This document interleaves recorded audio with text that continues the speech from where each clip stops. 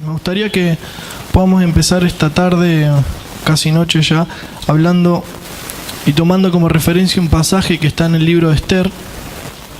Si quieren acompañarme a buscarlo, es Esther, capítulo 4, versículo 16.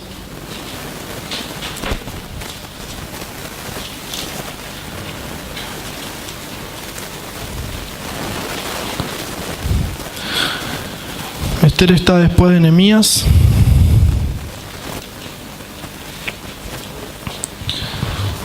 Antes de Job, como de la mitad de la Biblia, un poquito para atrás.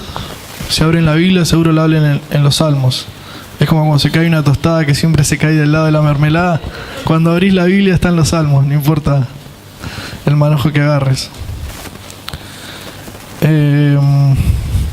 Esther, capítulo 4, versículo 16.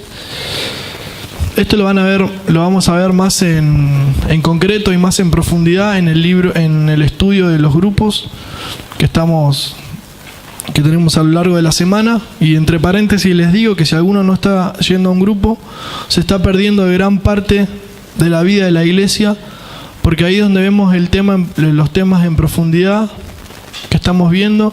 En los grupos también es donde podemos tener mayor relación. Por ahí venimos acá los miércoles, los domingos y nos saludamos y capaz que ni sabemos el nombre de la persona que estamos saludando.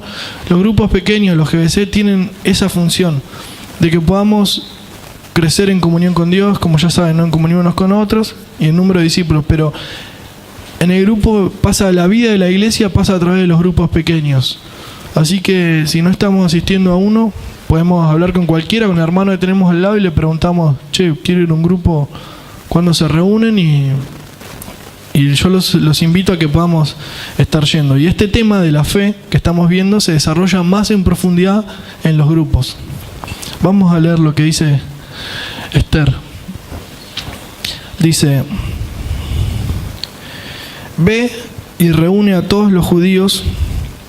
Bueno, el 15, perdón, leo desde el 15, que es cortito, dice: y Esther dijo que respondiesen a Mardoqueo: ve y reúne a todos los judíos que se hallan en Susa, y ayunad por mí, y no comáis ni bebáis en 3 días, noche y día. Yo también con mis doncellas ayunaré igualmente, y entonces entraré a ver al rey, aunque no sea conforme a la ley, y si perezco, que perezca.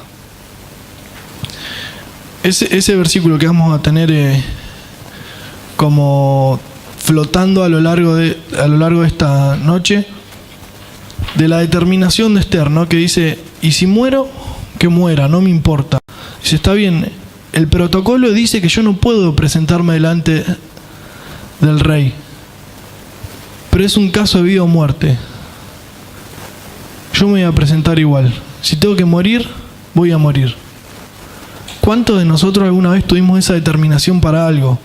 Una determinación de que realmente esté en peligro nuestra vida, ¿no? No solamente en algo abstracto o algo, una forma de decirlo, sino acá realmente está en peligro la vida de esta mujer, de decir, bueno, a pesar de que lo establecido dice no, yo creo que esto es lo que tengo que hacer y voy a ir asumiendo este riesgo. Tengamos esta primera premisa en la mente de: si tengo que morir, voy a morir. Como todos saben, morir, vamos a morir de alguna u otra forma. Es algo que por ahí los más jóvenes no es algo que se están preguntando siempre, pero a mí me pasaba que cuando tenía 15 años ni por asomo pensaba en la muerte, ¿no? Decir, nada, falta un montón para que me muera. Ahora espero que todavía falte un montón para morir. Pero a medida que uno va creciendo, no lo ve como un futuro tan lejano el morir. Y ve que los padres y las personas que eran jóvenes, quizá cuando uno era más joven, ya no están y van muriendo. Buen ringtone. Algún tío, algún familiar, incluso nuestros padres, nuestros abuelos, que van muriendo y es algo que no podemos evitar, cómo se va desgastando la vida y cómo la muerte es algo inminente. Entonces, no podemos negar el hecho de que vamos a morir. Pero el Señor en Marcos, y vamos buscando Marcos 8, versículo 34, habla de la muerte da por sentado, obviamente, que vamos a morir, pero plantea dos formas de morir. Dos razones para morir, mejor dicho.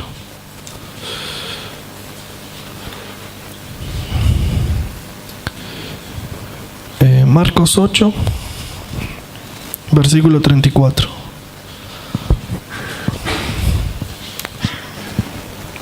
¿Lo tienen? Igual está acá en la pantalla.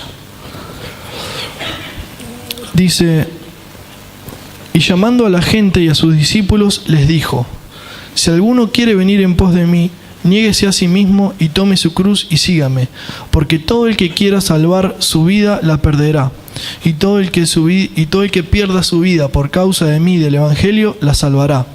Porque ¿qué aprovechará el hombre si ganare todo el mundo y perdiere su alma? ¿O qué recompensa dará el hombre por su alma? Porque el que se avergonzare de mí y de mis palabras en esta generación adúltera y pecadora, el Hijo del Hombre se avergonzará también de él cuando venga en la gloria de su Padre con los santos ángeles. El Señor está planteando esta realidad que ya conocemos todos, que la muerte es algo inminente, que morir vamos a morir. Quizá no hoy, quizá no mañana, tal vez en 50 años, en 20, en 10, 30, X cantidad de tiempo. Morir vamos a morir. La pregunta que el Señor hace es: ¿de qué forma vamos a morir o por qué razón vamos a morir? Como Él dice acá, el que quiera salvar su vida, el que quiera vivir para sí, va a perder su vida. Y está hablando, ¿no?, de la vida, no solo está hablando de la vida eterna, ¿no?, de por ahí morir, de dónde va a pasar su destino eterno, es decir, el cielo, el infierno, porque hay muchas personas que seguramente van a ir al cielo, pero durante su vida perdieron su vida y no ganaron su vida. ¿Qué es lo que quiero decir? Es que, primero, ¿en qué estamos gastando nuestra vida? ¿Dónde se nos está yendo? Se nos están yendo los días. ¿Cuál es el motivo por el cual nos vamos desgastando? Vamos caminando día a día hacia la muerte. Pero durante ese periodo, que es igual para todos, ¿en qué estamos gastando nuestra vida? Podemos venir a la iglesia, de hecho yo estoy compartiendo este mensaje para todos nosotros, que estamos viniendo a la iglesia, y hay diferentes respuestas hacia esto. O sea, lo que quiero decir es, venir a la iglesia los miércoles, los domingos, ir a un grupo, no significa que estemos gastando nuestra vida en el Señor, que estemos perdiendo nuestra vida en Él. ¿Está bien? ¿Se entiende? Estamos gastando nuestra vida. Eso está claro, estamos muriendo. La pregunta es, ¿hacia dónde la estamos invirtiendo? ¿En qué la estamos gastando? ¿En el Señor o en nuestras cosas? ¿O en lo nuestro? Y no nos engañemos a nosotros pensando que por venir a la iglesia, por ir a un grupo, por poner un versículo en Facebook, estamos gastando nuestra vida en el Señor. ¿Está bien? Vemos que fe es riesgo, ¿no? Un riesgo a perder la vida y a perder la vida en el Señor, para ir pasando en limpio. La muerte es algo inminente, algo que nos va a llegar a todos. Y la primera pregunta que quiero hacer es esta: ¿en qué estamos invirtiendo nuestra vida? Cuando miremos en el último minuto de vida, miremos hacia atrás, ¿qué vamos a decir? Bueno, ¿realmente yo perdí mi vida en Cristo? ¿O no invertí mi vida en las cosas que yo quería? Y algo que les digo y nos digo para ahorrarnos tiempo es lo siguiente: no se pongan delante del proyector de frente porque los deja medio ciegos. No, lo que quiero decir es esto, que es algo que dice el Señor, que es muy, como que nos ahorra un montón de tiempo, ¿no? Dice: si alguno quiere venir en pos de mí, bueno, el 35, porque todo aquel que quiera salvar su vida la perderá, y todo el que pierda su vida por causa de mí y del Evangelio la salvará. Porque ¿qué aprovechará el hombre si ganare todo el mundo y perdiere su alma? ¿Por qué digo que el Señor nos ahorra tiempo? Porque nosotros podemos optar válidamente, válidamente podemos optar por lo siguiente, decir, bueno, yo quiero hacer la mía, quiero vivir mi vida, quiero no invertir mi vida en el Señor, en lo que Él quiere, y no vamos a sentirnos plenos, a encontrar la realización, porque no fuimos creados para eso. El Señor, la Biblia dice que puso eternidad en nuestro corazón. Entonces, si nosotros no estamos cumpliendo el llamado, el propósito, la misión por la cual estamos en la tierra, vamos a pasar a gastar toda nuestra vida sin sentirnos plenos. Podemos tener momentos, vestigios de felicidad, pero si nosotros nuestra inversión a largo plazo no es el Señor y su obra, vamos a perder la vida. Entonces la buena noticia es que todavía nos queda, sean 5, 10, 15, como dijimos hoy, 30, 40, 50, ojalá sean muchos años de vida, podemos decidir dónde invertirlos. ¿Está bien? ¿Se entiende? Una vez que nosotros decidimos invertir nuestra vida y dedicar nuestra vida en el Señor, nos damos cuenta que esta clase de inversión genera riesgos, ¿no? Que la fe, como venimos aprendiendo, genera riesgos. Van a verlo más en detalle en el grupo. Hay un par de formas o unas cuantas formas que hablan de por qué la fe implica riesgos. Yo quisiera que podamos entre todos buscar algunos versículos bíblicos para ir. Quiero centrarme en un tema en particular y es la traición. Y vamos a ver cómo la traición se relaciona con la fe, cómo la traición se relaciona con la vida arriesgada, cómo la fe se relaciona con... cómo la traición, se relaciona con esto de morir a uno mismo y de vivir para el Señor. Así que voy a ir diciendo algunos versículos y me gustaría que levanten la mano y que cada uno, el que quiera, pueda buscarlos. ¿Les parece? Sí, bueno. Mateo 26, versículo 14 al 16. ¿Quién lo puede buscar? Fernanda. Mateo 26, 69 al 75. ¿Quién lo puede buscar? César. Lucas 8, 19. Clara. Lucas 18, 18, 23. Nica. Vos, Jesús, busca Lucas 23. Y Nahue, te pido disculpas.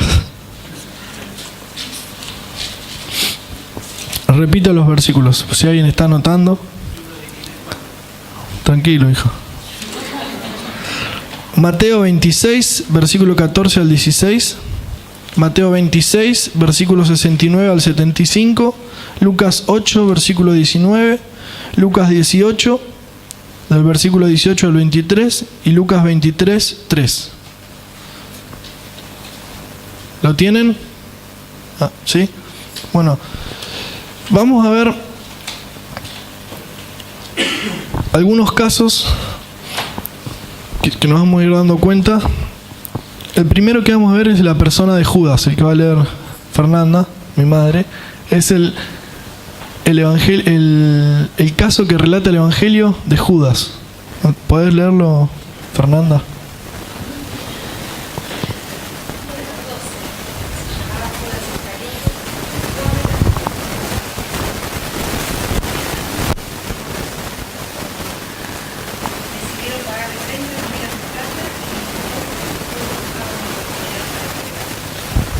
Bien, vemos el caso de Judas. Judas decide traicionar al Señor por dinero. Judas era ladrón, ¿no? Como relata la Biblia, que él amaba el dinero. Vieron que dice que también metía mano de lo que le daban. Él decía que era para los pobres, pero como que él tenía un problema con el dinero. Judas era ladrón y traiciona a Jesús por 30 monedas de plata, ¿no? Después vamos a ver el caso de Pedro, que es Mateo 26, 69 al 75. No me acuerdo quién lo tenía. César.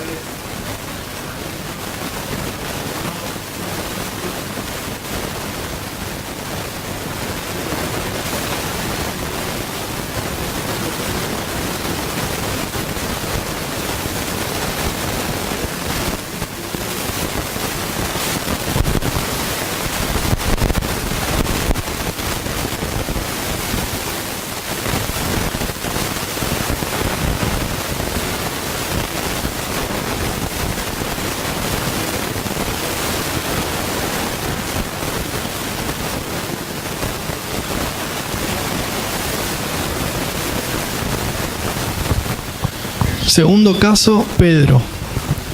Todos saben que Pedro era pescador, ¿no? Y imagínense la vida de Pedro, alguien que seguramente un laburante, ¿no?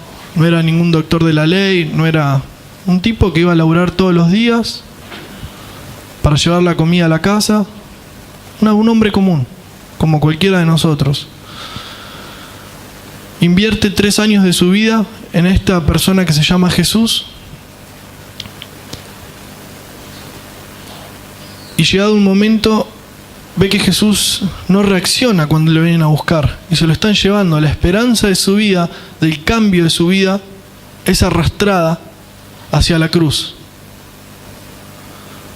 Yo no sé qué habrá pensado Pedro en ese momento, pero él lo niega. Yo calculo que debe haber sido por miedo a lo que iba a pensar la gente, por miedo a lo que le puede hacer la gente. Pedro niega a Jesús 3 veces, como Cristo le había anticipado. Él lo niega y podemos ver,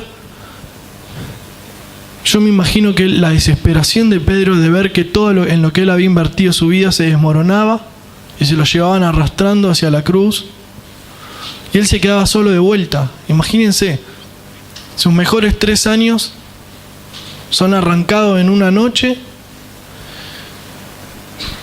Y él, yo no sé cuál habrá sido su maquinación, pero debe haber pensado de vuelta el pasado.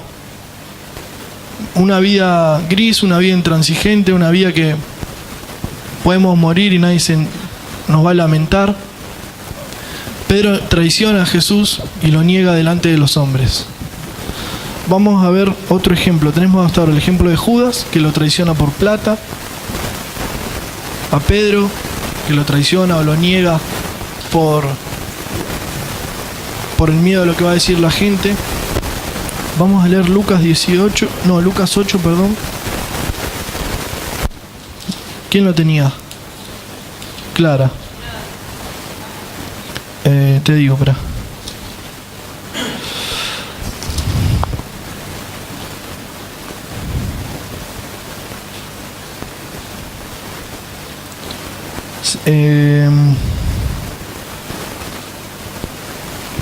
Lee el del 19 al 21 inclusive. Pero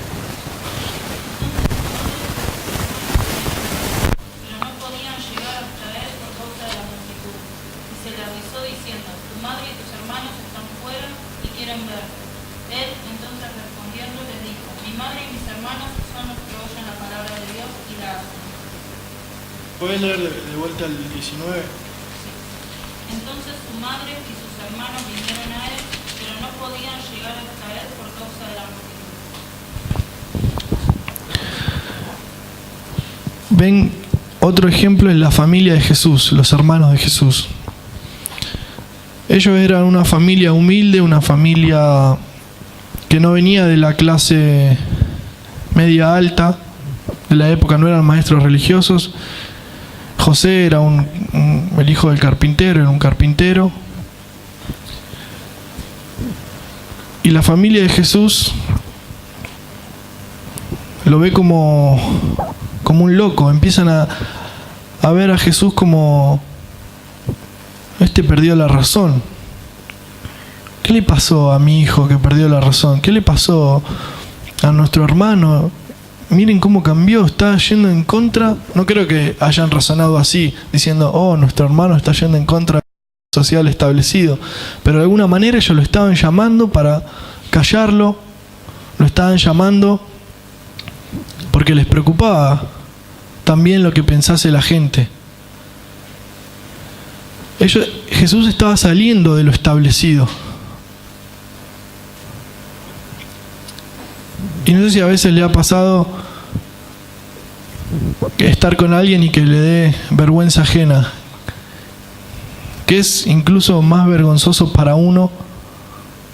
Si a mí me da vergüenza alguien que está conmigo, es un desastre en mi persona en realidad, ¿no?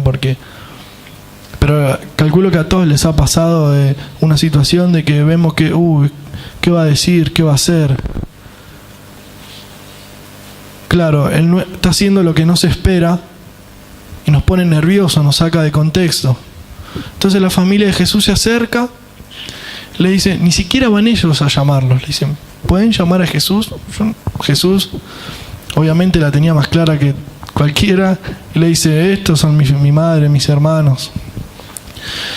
Un tercer ejemplo, llamémoslo traición, no sé si es traición, pero sí es un grisáceo, es una tibieza, ¿no? Un ni, la familia de Jesús. Vamos a buscar Lucas 18, 23. ¿Quién lo tenía? ¿Jesús era? No, ¿quién tenía ese? Nica, perdón. El caso del joven rico. Sí. Un hombre principal le preguntó diciendo, Maestro bueno, ¿qué haré para heredar la vida eterna? Jesús le dijo, ¿por qué me llamas bueno? Ninguno hay bueno, sino solo Dios. Los mandamientos sabes, no adulterarás, no matarás, no hurtarás, no dirás falso testimonio, honra a tu padre y a tu madre. Él dijo, todo esto lo he guardado desde mi juventud. Jesús oyendo esto le dijo, aún te falta una cosa, vende todo lo que tienes y dalo a los pobres y tendrás tesoro en el cielo y ven y sígueme. Entonces él oyendo esto se puso muy triste porque era muy rico. Un cuarto caso, gracias Nica, un cuarto caso, el joven rico. Ya creo que todas las veces que me toca compartir en un mensaje lo nombro el joven rico. Y siempre para un tema diferente. Otra persona que no sé si traiciona a Jesús, pero no lo elige por sobre sus riquezas. Judas era ladrón y le vendió a Jesús por plata. Pedro le dio miedo, el que dirán, le tenía temor a la gente. La familia de Jesús sintió vergüenza por cómo estaba actuando Jesús. El joven rico le dio miedo quedarse en la nada. Y ahora no tengo nada. Todo lo que había ganado hasta ahí. Y ahora, Lucas 23:3 habla de otro personaje. 23:3 al 7 lee Jesús. Así que Pilato le preguntó a Jesús, ¿eres tú el rey de los judíos? Tú mismo lo dices, respondió. Entonces Pilato declaró a los jefes de los sacerdotes y a la multitud, no encuentro que este hombre sea culpable de nada, pero ellos insistían. Con sus enseñanzas agita al pueblo por toda Judea. Comenzó en Galilea y ha llegado hasta aquí. Al oír esto, Pilato preguntó si el hombre era galileo. Cuando se enteró de que pertenecía a la jurisdicción de Herodes, se lo mandó a él, ya que en aquellos días también Herodes estaba en Jerusalén. Pilato, otra persona en la historia. Pilato tenía miedo al pueblo y él no quería tener problemas con nadie. Pilato era esa persona que evidentemente no le gustaba enfrentarse a las situaciones. Era una persona que no le gustaba tener ningún problema con nadie. Él dice, a este le corresponde jugarlo a Herodes, que se vaya con Herodes. Le dice, en la historia le dice a los judíos, al sumo sacerdote, yo no encuentro ningún delito en él, no. Pero que él se animó a jugársela por Jesús y decir, no importa que yo pierda mi cargo, yo a vos te voy a salvar. Independientemente de que el plan de Dios era que Jesús sea crucificado, ¿no? Y que todos estos actores no es algo que sea por el azar que hayan decidido así y que Dios lo tiró a la casualidad, a ver cómo obran, no. Pero vemos y nos muestra un carácter la actitud de Pilato. El tener miedo de lo que pueda decir las demás personas, el de alguna manera traicionar a Jesús por no tener que enfrentar lo que va a venir, lo que se viene. El próximo ejemplo que quiero hablar no está en la Biblia, es la historia de Lutero, el reformador protestante. Lutero hace una reforma en la historia, de alguna manera es lo que da, la reforma de Lutero es lo que da la creación del protestantismo y hace que de alguna manera podamos estar hoy acá. Si bien la Iglesia Bautista no desciende de los luteranos, es como donde se abre la puerta, ¿no? Lutero. El Lutero es el que abre la puerta. Él se enfrenta y es perseguido. Él va muy a fondo contra la iglesia de esa época, la iglesia estaba totalmente relacionada con el Estado, como una especie de iglesia católica hoy, donde los papas tenían mucho poder, no solo religioso, sino un poder político.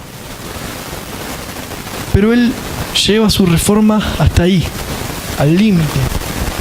Él en su reforma no planteaba separar la iglesia del Estado. Después vienen otros reformadores que ahí sí es donde sale la Iglesia Bautista, pero no viene al caso. ¿Qué pasaba? Si Lutero, o todos eran un montón de reformadores en esa época, estaba Lutero, Calvino, otro tiene un nombre hiper raro, pero un montón de gente ahí. Claro, si ellos planteaban que la iglesia tenía que separarse, iban a tener que empezar a laburar, porque ya no lo iban a mantener. Vemos otra persona que no se anima a ir hasta el final por la propia conveniencia. Entonces hablamos de Judas, de Pedro, de la familia de Jesús, del joven rico, de Pilato, de Lutero, y encontramos en la historia de la creación de la iglesia, desde que empezó todo esto del cristianismo hasta el día de hoy, cientos y miles de personas que al encontrarse en la encrucijada entre Jesús y X situación, X cosa, puede ser lo que va a decir la gente, que alguien rompa lo establecido,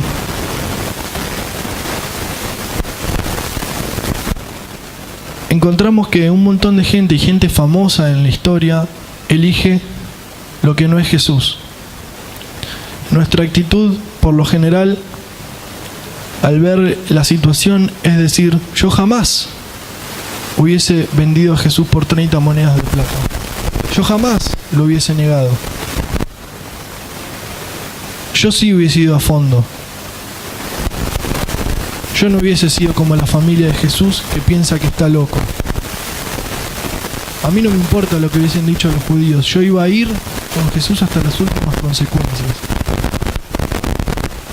Y lo cierto y lo triste es que muchas veces nosotros traicionamos a Jesús por 10 minutos más en la cama, presente.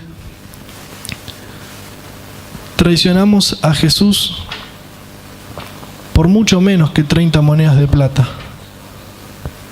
Traicionamos a Jesús por nuestra carne. Traicionamos a Jesús por el miedo a lo que vaya a decir la gente. Nosotros tendemos a ver la historia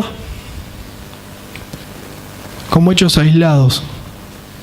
Pero Pedro era una persona como vos, como yo, como el que tenés al lado.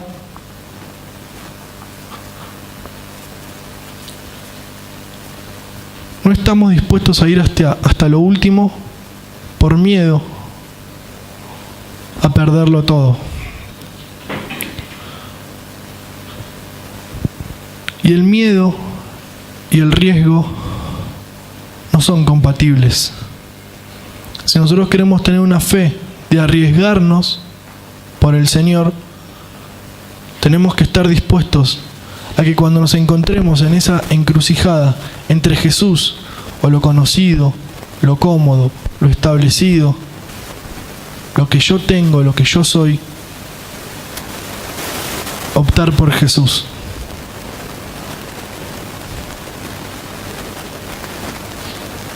¿Por qué estás traicionando a Jesús? ¿Cuáles son tus 30 monedas de plata? Quizá para cada uno sea diferente. Quizá Pilato no tenía problemas con el dinero, evidentemente, porque él era dueño de todo. Y él ve a Judas y dice, ¿cómo lo vas a traicionar por 30 pesos? Y capaz que Judas era un loquito que no le importaba para nada lo que piense el otro y miraba a Pilato y le decía: ¿cómo vas a traicionarlo por miedo de lo que vayan a decir los demás? Por eso es algo muy personal. Nuestras 30 monedas de plata pueden significar muchas cosas. ¿Por qué estamos traicionando a Jesús? Muchas veces es más barato traicionar a Jesús. Digo que muchas veces son otras las cosas por las que los traicionamos a Jesús, mucho más, si se quiere, injustificables que lo que vemos a lo largo de la historia. Toda esta gente se jugaba el pellejo, la mayoría. Pilato, Lutero, Pedro, Judas. Nuestra tendencia es a ser prejuiciosos, ¿no? Y a subestimar a estas personas que dijeron que no optaron por Jesús. Pero seamos sinceros, ¿cuántas veces nosotros no optamos por Jesús? ¿Cuántas veces no optamos por Jesús? ¿Hay alguien acá que pueda decir siempre he optado por Jesús? Y optar por Jesús no es, como decíamos, venir a la iglesia. Es día a día, segundo a segundo, vivir en pos de Él. ¿Cuántas veces por miedo a lo que vaya a decir el otro nos callamos? ¿Cuántas veces por miedo a perder una relación no predicamos? ¿Cuántas veces no ponemos un freno en una relación por miedo a perder a la otra persona?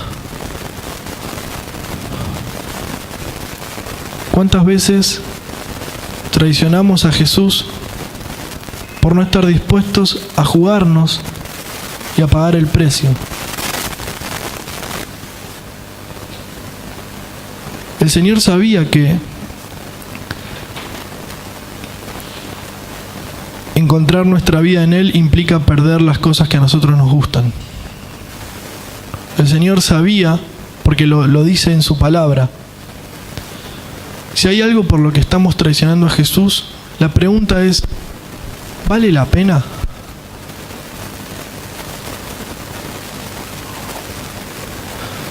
La fe es riesgo. Y como decía hoy, en el grupo vamos a ver casos puntuales y situaciones puntuales para aplicar esto de la fe. Pero yo quería detenerme y que podamos pensar en esto. Que la fe sea un riesgo de vivir en pos de Jesús. Y día a día, cuando nos encontremos en las encrucijadas de optar por el Señor, o lo conocido, como dije, lo establecido, optemos por el Señor. Con nuestro corazón no haya esa tendencia a la traición que tenemos todos. Y suena fuerte decir: ¿por qué traiciono a Jesús? Pero es lo que vivimos muchas veces a diario. Siempre que algo está en el lugar de Jesús, o vale más que Jesús, o no estoy dispuesto a sacrificar mis 30 monedas de plata por Jesús, lo estoy traicionando. Entonces, cuando leamos la historia de Pedro, la historia de Judas, de Pilato, no nos pongamos en el lugar de Jesús, pongamos en el lugar de ellos. Porque siempre nuestra tendencia es a tomar el lugar en una historia de la persona buena. Pero la verdad es que la mayoría de las veces no somos la persona buena. Hoy mismo seguramente hemos traicionado a Jesús por algo. Y esto no es para que nos sintamos culpables, esto no es psicología. Yo realmente creo que la fe y vivir la fe es asumir riesgos. Y este riesgo es optar por Jesús. En cada situación, cada día, cada segundo. Preguntémonos, ¿por qué estamos traicionando a Jesús? ¿Cuáles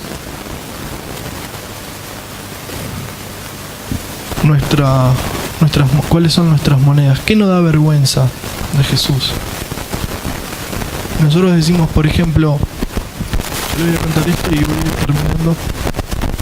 Hay una profesora que va a sacar copias del trabajo. Yo trabajo en una casa que vende fotocopias. y trabaja con muchas cátedras de la facultad. Entonces hay cátedras que llevan el material exclusivamente de ese lugar y es un negocio y hay una profesora que va, que siempre es medio desagradable encontrarse con esa profesora porque ella tiene, siempre está mirando como por arriba del hombro, no sé si se entiende.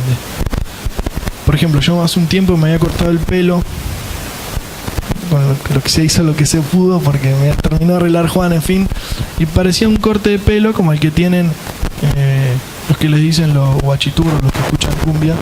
Y entró al local y me empezó a decir: ay, esto quiero que escuchen lo que me decía. Ay, no te puedes haber cortado el pelo así, me decía. Local lleno de gente, yo rojo. Ay, no, un chico con tu piel, me decía. Semi-nazi.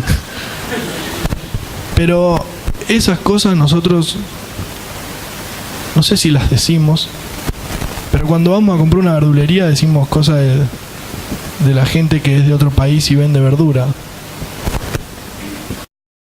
Nosotros nos quejamos de los extranjeros, aunque todos nuestros abuelos fueron extranjeros. Y no vinieron acá como reyes, vinieron escapando.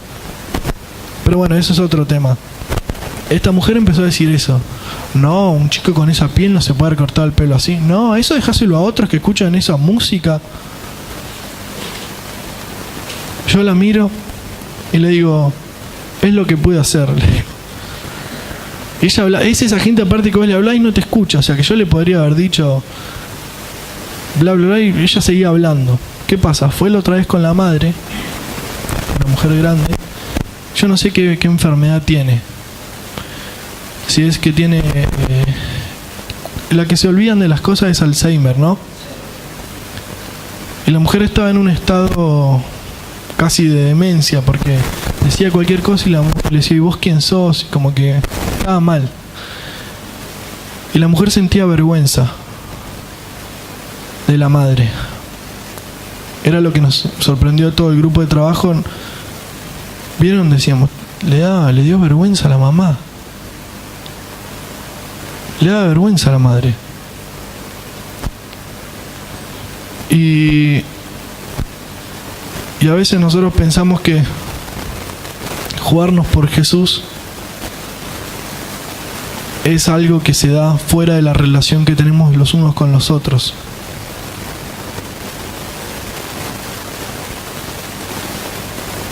Y a veces podemos demostrar que nos jugamos por Jesús, no solo en nuestros hábitos diarios, que también son, sino en la relación que tenemos con nuestros hermanos. ¿Alguna vez sintieron vergüenza de alguien? ¿De alguna situación, vergüenza ajena? Quiero decirles que Jesús no sintió vergüenza de nosotros, siendo que lo traicionamos día tras día.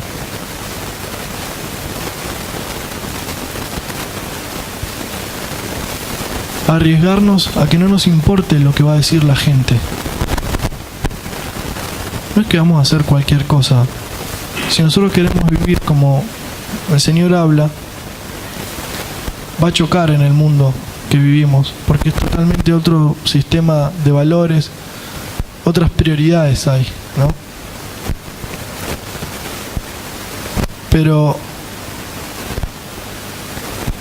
yo quiero que nos preguntemos esto: ¿por qué estamos traicionando a Jesús? ¿Cuál es la cosa? ¿Qué es eso que no nos permite optar por Jesús? Y no nos quedemos solamente con esto que yo estoy diciendo. Quizá no tengamos una madre con Alzheimer, pero sí tenemos otras cosas que no nos gusta que la gente diga, que nos da miedo el que dirán. Es difícil plantear y predicar el Evangelio en un grupo de personas. No es fácil. Pero la Biblia dice que si nosotros negamos al Señor en esta generación, Él nos va a negar cuando venga. Yo prefiero que acá cualquiera diga lo que quiera decir y que cuando venga el Señor me dé un abrazo y me diga: bueno, vos no me negaste. La muerte es inminente para todos. ¿Cómo la vamos a gastar? Vamos a terminar y vamos a orar y poder, como digo siempre, reflexionar y no nos quedemos con esto solamente que yo compartí hoy. La fe es riesgo. Arriesgarse a vivir como el Señor quiere que vivamos. Vamos a investigar, a buscar lo que el Señor quiere que vivamos. ¿Cómo Él quiere que vivamos? Si ustedes leen la Biblia, si leemos la Biblia, vamos a encontrarnos que muchas de las tradiciones y de las cosas que nosotros vivimos y creemos que son correctas, en realidad no tienen absolutamente nada que ver con la idea original del Señor, de lo que es la iglesia, de lo que es la vida. Nosotros tendemos también a leer la Biblia con nuestros lentes de tradición ya. Entonces leemos algo y vemos que está diciendo algo por lo que nosotros sabemos y en realidad quizás está diciendo otra cosa. No voy a hablar ahora de esas cosas, pero investiguemos, tengamos una actitud hacia saber lo que el Señor quiere. Vamos a orar, ¿les parece? ¿Están de acuerdo? Si quieren.